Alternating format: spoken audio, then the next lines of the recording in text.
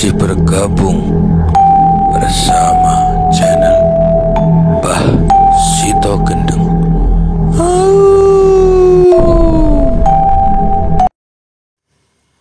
Selamat malam, berjumpa lagi bersama channel Mbah Sito Gendeng.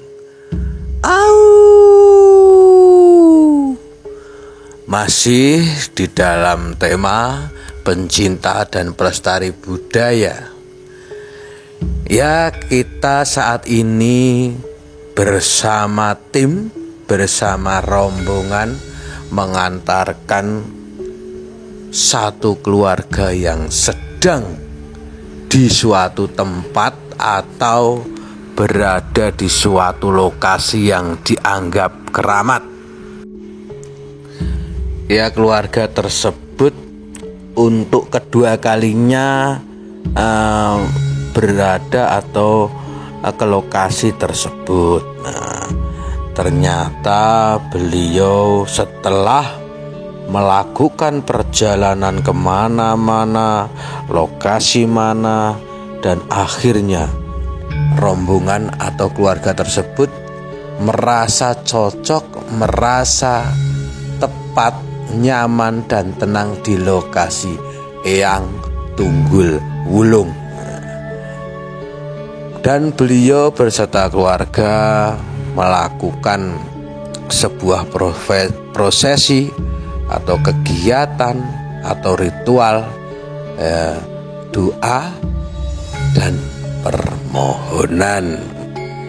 Ya, ada yang bilang bahwasanya lokasi ini memang cocok dan banyak sekali bukti kalau ada suatu nazar, ada suatu tujuan, ada suatu cita-cita, datang ke sini dan berdoa.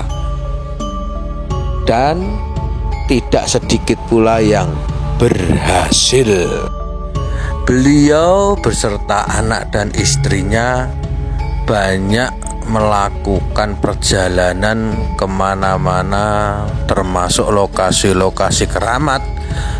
Dan beliau bahkan bercerita banyak ditipu di lokasi-lokasi yang dianggap keramat tersebut. Biasanya ada oknum juru kunci atau maklar, calo di bidang pesugihan atau di bidang tersebut itu mengajukan syarat-syarat yang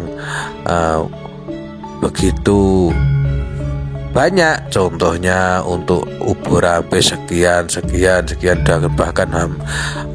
bahkan mencapai jutaan rupiah. Dan akhirnya beliau sedang dalam kesusahan, dalam posisi terhimpit ekonomi, mengeluarkan budget kembali dengan pinjam sana pinjam sini dan belum juga berhasil. Jadi masalah bertambah kembali. Nah, setelah datang ke Eyang Tunggul Wulung ini tidak ada suatu pungutan ataupun ubur rampe yang khusus, hanya untuk syarat-syarat prasarana berdoa saja, seperti hanya bunga, wewangian, terus bakaran seperti dupa atau kemenyan, telur Jawa 4 butir, telur ayam Jawa 4 butir, ayam kampung ya. Terus sudah situ saja. Dan apabila berhasil akan biasanya sang yang punya hajat ini akan melunasi daripada nazarnya. Contohnya, saya punya nazar apabila saya ini sugih utawa kaya raya, saya punya aset sekian miliar atau sekian ratus juta, berhasil saya akan potong ayam di sini atau potong kambing atau potong sapi, seperti itu. Lah, apabila sudah terjadi atau kabul hajate atau terlaksana daripada apa yang menjadi nazarnya, beliau juga menebus tersebut, yaitu potong ayam, doa bersama di situ. Dengan bukti banyak sekali bekas-bekas tusuk panggangan ayam ditancapkan di situ dan sekitaran, yaitu karena banyak yang sudah berhasil. Menurut cerita sang juru kunci juga bahwasanya banyak orang yang pengen atau ingin jabatannya naik atau ingin karirnya bagus datang ke situ dengan niat yang tulus dan mengucapkan suatu nazarnya, dan apabila berhasil akan mengajukan suatu syukuran atau wujud perwujudan daripada janjinya tersebut. Banyak juga yang berhasil demikian. Lah, pertanyaannya adalah apakah ini tempat pesugihan atau termasuk apa gitu kan? Ya, bisa jadi demikian, tergantung orang menyikapinya. Karena kalau pesugihan itu kan ada perjanjian mengikat dan ada suatu tumbal. Kalau di sini sang pelaku itu mengucapkan sendiri, sang pelaku punya nadar, sang pelaku apabila berhasil nazarnya dilunasi atau ditebus seperti itu. Nah, tapi banyak juga yang mengartikan bahwa di situ juga suatu pesugihan. Karena apa?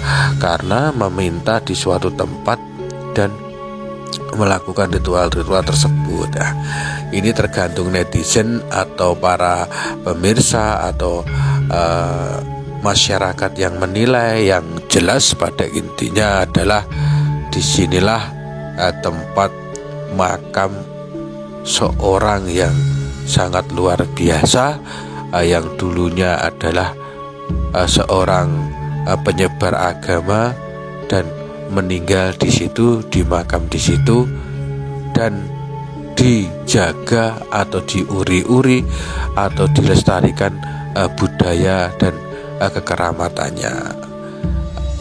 Tergantung para netizen atau pemirsa yang menyikapinya, apakah ini dianggap tidak lazim atau tidak normal. Hanya para pemirsa yang menyikapinya dan menilainya. Lah, kembali lagi ke tema bahwasanya doa ini adalah yang pertama ditujukan kepada Tuhan Yang Maha Esa, terus ditujukan kepada Yang Tunggul Wulung, yang ketiga ditujukan kepada keluarga. Demikianlah. Beliau ini datang jauh-jauh dikarenakan merasa ada suatu perubahan yang sangat drastis sekali. Beliau dikejar-kejar bank karena ditipu oleh rekan bisnisnya, bisnis kayu. Ya, kemudian setelah datang ke sini ada perubahan, yaitu bank itu ternyata sekarang memberi toleransi dan tidak marah-marah kembali. Yang awalnya sangat beringas, marah-marah dan lain sebagainya, setelah datang ke sini beliau merasakan perubahan yang orang banknya sopan-sopan dan memberi solusi. Demikian, itu menurut pengakuan daripada sang pelaku sendiri. Kemudian beliau merasa cocok kembali lagi dan mengucapkan syukur. Ini untuk kedua kalinya beliau akan melakukan suatu permohonan atau permintaan dengan keluarganya. Nadarnya apa? Hanya dia yang tahu. Kita hanya seorang pengantar, seorang yang menemani dan mengabadikan momen-momen tersebut. Dan untuk tutorial bahwasanya apapun yang kita lakukan hanya sang pelaku dan Tuhan yang tahu, dan hanya sang pelaku dan keluarganya lah yang bertanggung jawab. Jadi apapun yang terjadi, saya yakin satu dengan yang lainnya sudah mengetahui apa yang menjadi daripada resiko.